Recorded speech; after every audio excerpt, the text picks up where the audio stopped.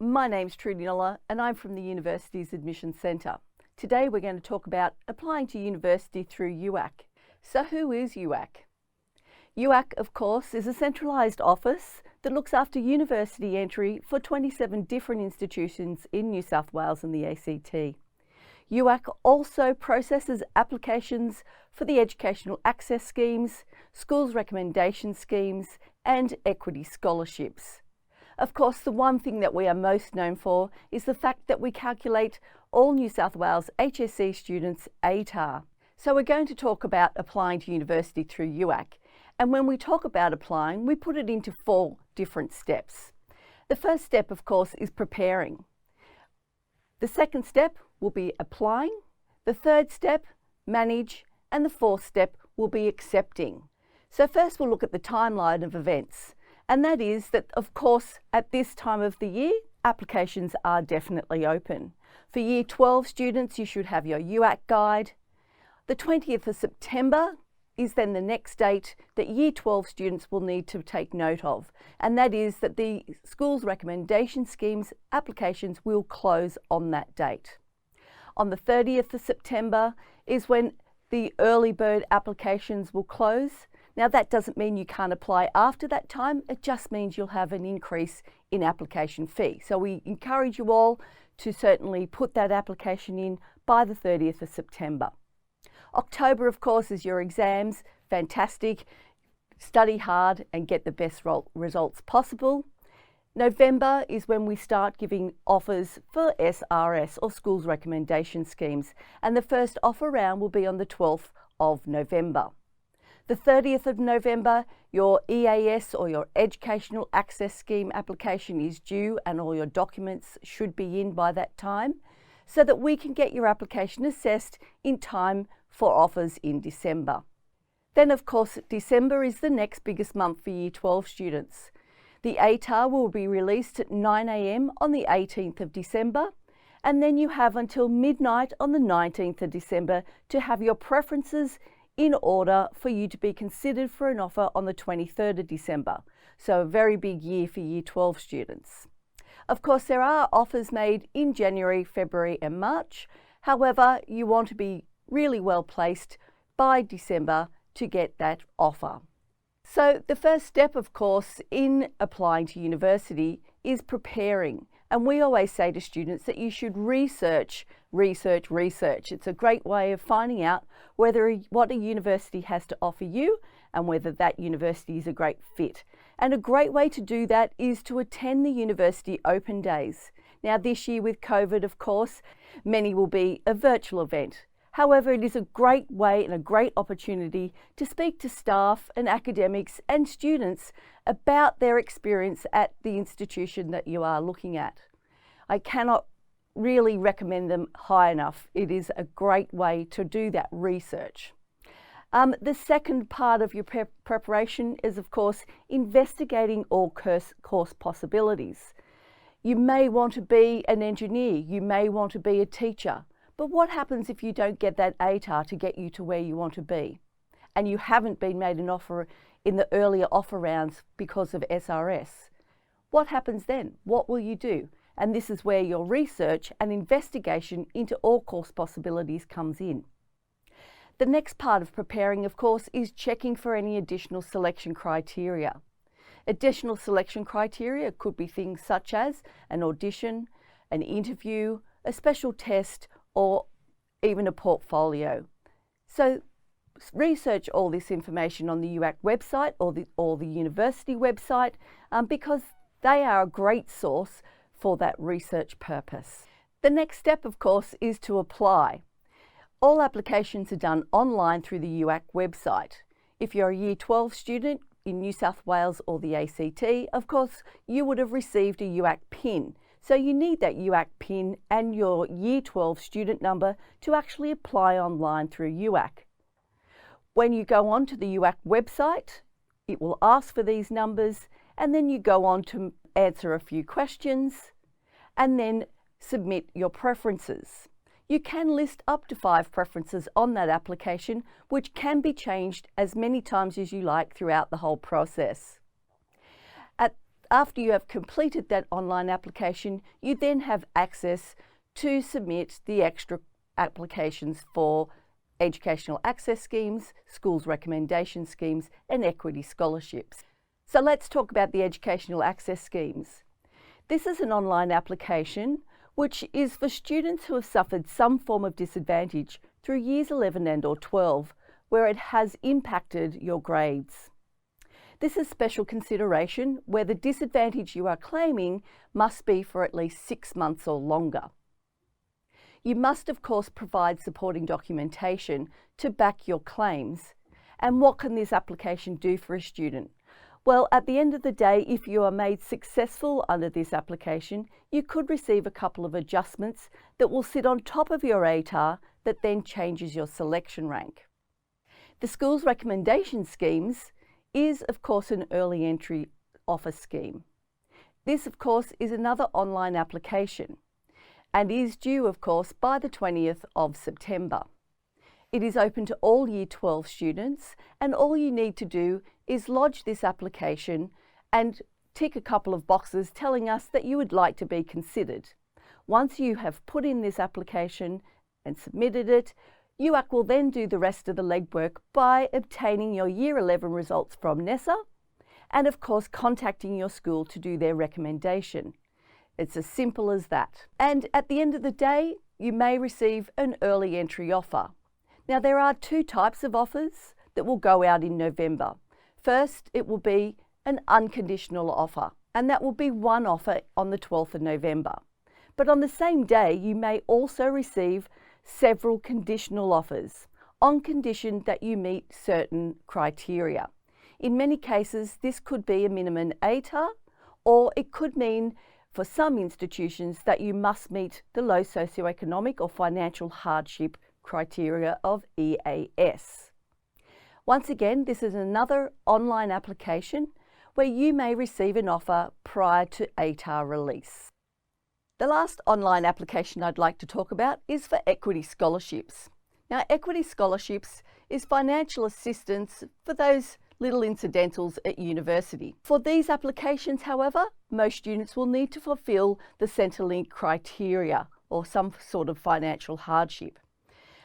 There are other disadvantages that you can, of course, apply under, similar to that of EAS, and you will need to provide supporting documentation for this application.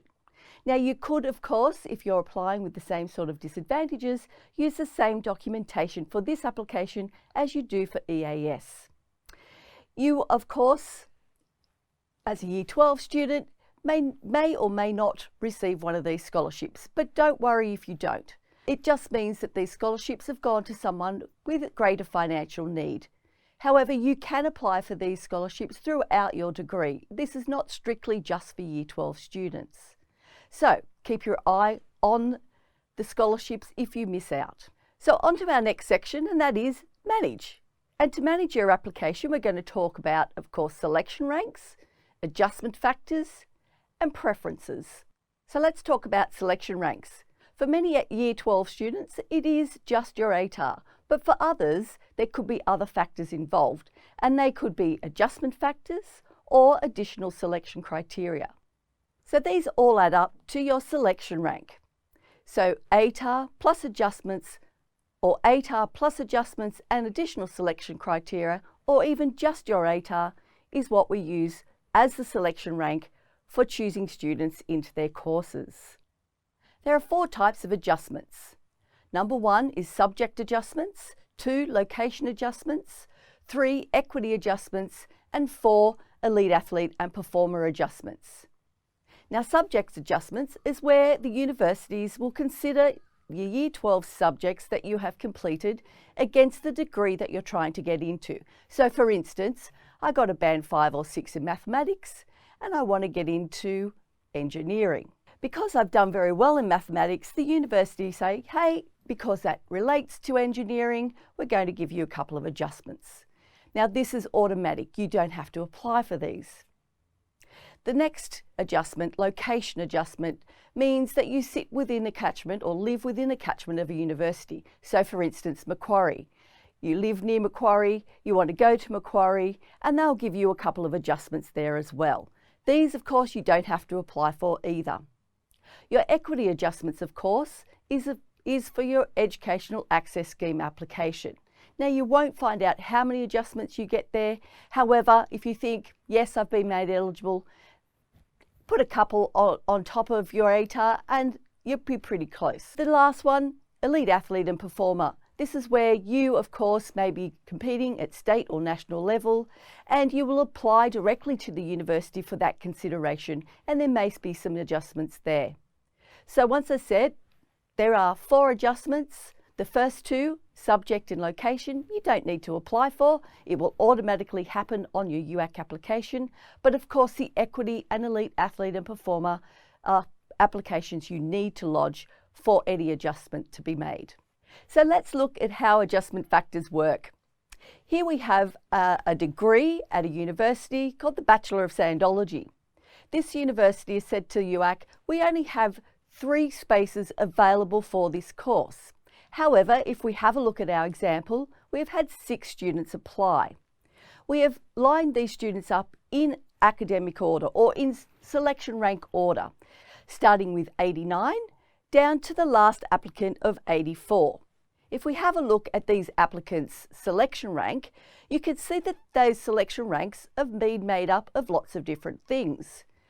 We can see that person number 1, their selection rank is just their ATAR. Person number 2, it is their ATAR of 87 plus 1 adjustment point. Person 3 is their ATAR of 83 and 4 adjustments. Person 4 is just their ATAR of 86. Person 5, their ATAR of 83 plus 2 adjustments. And person 6 is just their ATAR of 84.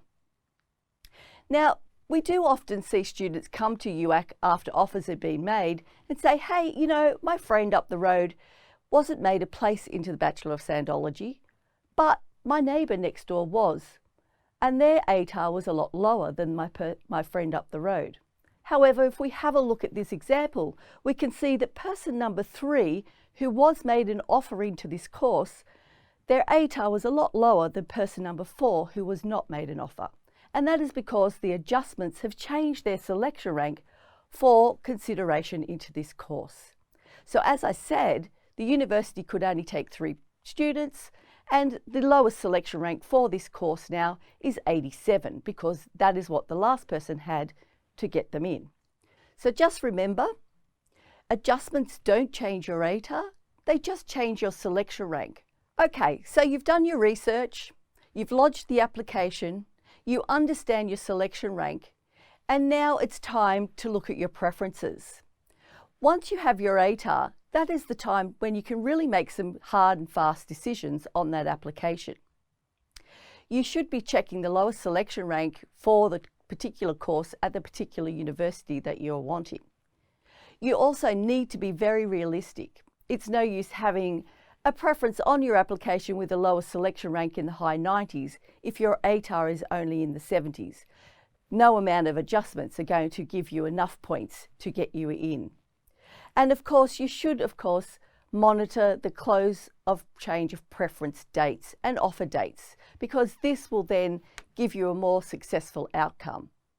Now, if you're a student who've applied through SRS or any other early entry scheme, and you've received an offer already, then great, we would say to you that you should accept those offers. However, once you get your ATAR, if you've decided, hey, I might change my mind, then go back into that application, rearrange those preferences with all the other things in mind, such as lowest selection rank and being realistic. And then when the 23rd of December comes along, you may receive another offer.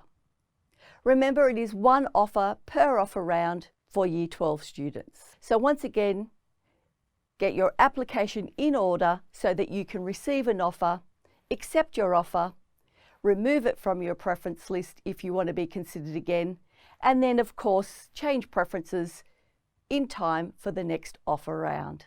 So to connect with us, of course, please check our social pages or email ce@uac.edu.au. My team now will take questions live. Hello again, it's so great to be back in Studio Central here at Open Day Streamed. My name is Jessie and I'm currently in my second year here at Macquarie University studying a double degree of law and psychology. Today it's my absolute pleasure to be joined by Trudy Nola, who is the Academic Engagement Manager from UAC, here to answer all of your questions. So make sure that you're popping those questions in our Ask an Expert live chat. We have a great team of moderators here to make sure that we get back to you straight away. So just leave a little bit, maybe 10 minutes around giving our moderators time to answer lots and lots of questions that are coming in. So a big welcome to you, Trudy, and thank you so much for being here today. So our first question that we actually have come in is from Samuel. Do I need to make a UAC account if I'm from Victoria, or can I apply from Victoria's VTAC system? That's a really good question. It is a really good question, and thanks for having me here today too. If you're a student from interstate, and that could be Victoria, Queensland, South Australia, Western Australia, or any of the other states that I haven't mentioned. If you're wanting to go to a university here in New South Wales or Canberra, of course, yes, you will need to make a UAC account. If you're not applying to university here in New South Wales or the ACT, then no, you can just go through your own state authority. So for Samuel, if he's only applying for universities in Victoria, he will use the VTAC system. And I imagine making an account is super simple and super easy. Absolutely super simple. All you're going to do, if you're from interstate, is use your interstate student number that you would use with your state TAC, and your the first 4 digits of your date of birth, which would be what we will classify as your PIN. So your student number from interstate and your date of birth. Great, thanks Trudy. Our next question is, are ATARs moderated to ensure no one is discriminated against? That's an interesting question. It is an interesting question, and I think maybe a few words there that are not quite right in the right sentence, but let's talk ATAR anyway. Moderation is really about NESA. So students' results, their assessment marks, their HSC marks are all looked after by NESA, and NESA does a thing called moderation of assessment marks, basically to take away the difference between schools, because schools set different kinds of assessments.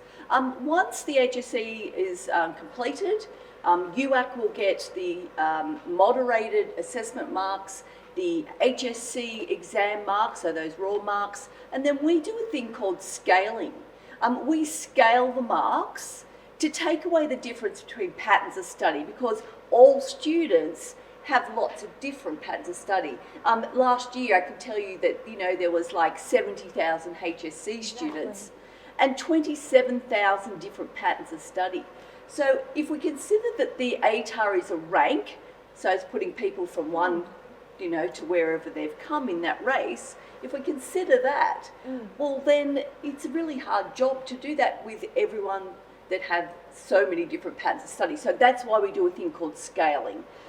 We scale, as I said, to take away the difference between patterns of study so that no student is either advantaged or disadvantaged because of their course choice, and no, you won't be discriminated against. The fairest system and the fairest way of doing it, and I could not have explained that any better. Thank you so much. And it's great to see all of these questions coming in. Thank you so much for popping them through in the live chat. We cannot pick anyone's brain better than Trudy's here.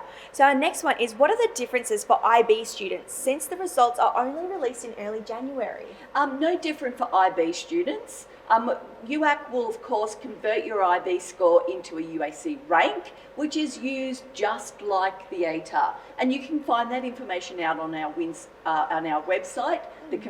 There is a conversion table. You'll be treated like every other applicant, and yes, maybe you won't get your offer before Christmas. However, if we get the results a little bit earlier, who knows, you will. Other than that, you'll be getting your offer in January, and that would be like a lot of the other interstate students who we may not get their results in time. You're not discriminated or disadvantaged in any way. Yeah. Exactly right. The best way to start off the new year. Am I right? Absolutely. So our next question is, I read on the UAC website that you cannot just change the order of your preferences after you apply, but also change the actual courses you've listed. Is there a cutoff date for when you can do this? A good question. It is a good question, and that's exactly right. You can change your preferences around that you've listed on your application in the first instance, or you can remove the whole lot and put the whole fresh set on.